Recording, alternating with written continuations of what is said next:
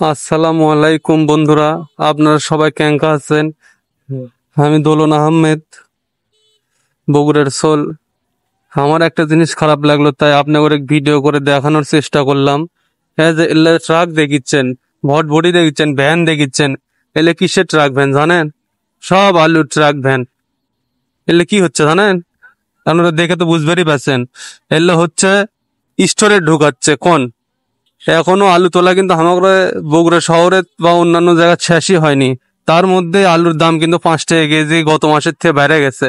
আর যখন এলে স্টোরে ঢোকানো শেষ হবি, তখন মনে করেন যে আরো কয় টাকা কেজি কিলান লাগবে। এলে কি জন্য হচ্ছে জানেন? খালি বড় বড় ব্যবসায়ীরা মনে করেন যে নিজে করে স্বার্থের লোভের কারণে স্টক করিচ্ছে সমানে স্টক করে করে মনে করেন যে বাজারে ছট ফেলাচ্ছে। বাজারে ছট ফেলালে তো জিনিসের দাম বাড়ান যাবে। এটাই ব্যবসায়ী করে কৌশল। দেখা যাচ্ছে 50 কেজি জিনিস উবে লিয়ে বেচার থেকে 10 কেজি জিনিস কষ্ট করে লিয়ে এসে ওই 50 কেজির দামে বেচে দেবো। তাহলে আমার ওটি যদি 40 কেজি পড়েছেও যায়, 10 কেজি বেচে আমার 50 কেজির দাম উঠে আসিচ্ছে। এদিকে আমার কষ্টও কম হচ্ছে, বেচাটাও তাড়াতাড়ি হচ্ছে।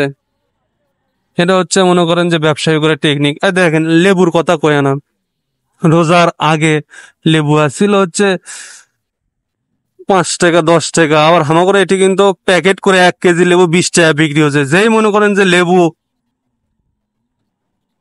মানে রমজান হচ্ছে লেবু, তখন মনে করেন যে দাম বাড়া শুরু হয়ে গেছে। কে ভাই, 2 দিন আগেই তো লেবু বাজারে ছিল, রোজা আসলো আর শেষ হয়ে গেল কেমনে?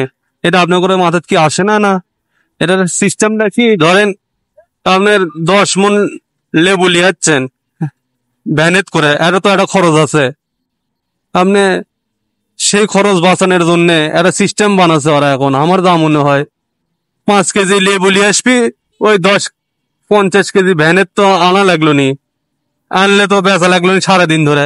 সেটি 10 কেজি লেবু নিয়ে আসবি, ভ্যানও তো আনা লাগিচ্ছে না, কিনে শুধু আনা লাগছে না, ক্যারিং খরচও বাঁচিচ্ছে, বেচাটাও তাড়াতাড়ি হচ্ছে। ওই যে 50 কেজির দামেই বেচে দিবে এই 10 কেজি। মনে করেন যে আগে ছিল 20 টাকা, এখন বেশি হচ্ছে 40 টাকা। ভাই, এলে ব্যবসায়ী করে ঘামা করে দেশের কিন্তু ধরার কোনো উপায় নাই। এই যে ট্রাক গুলা এগোতে শুনলাম, ভাই আপনারা এত ট্রাক যে ঢুকিচ্ছেন, হ্যাঁ আপনারা আসছেন কখন?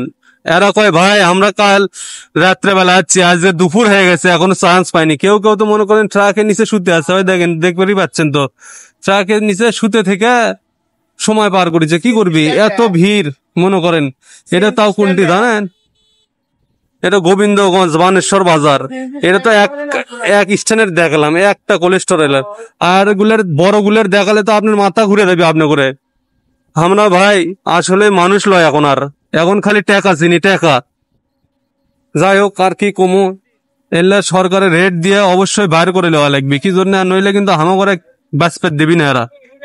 আমরা যে কামাই এখন, গরিব মানুষের বাঁচা খুব কষ্টকর। যাই হোক ভাই, ভুল ত্রুটি হলে মাফ করে দিবেন। কথার মধ্যে আমার খারাপ লাগলো, তাই আপনাকে ভিডিও করে দেখালাম।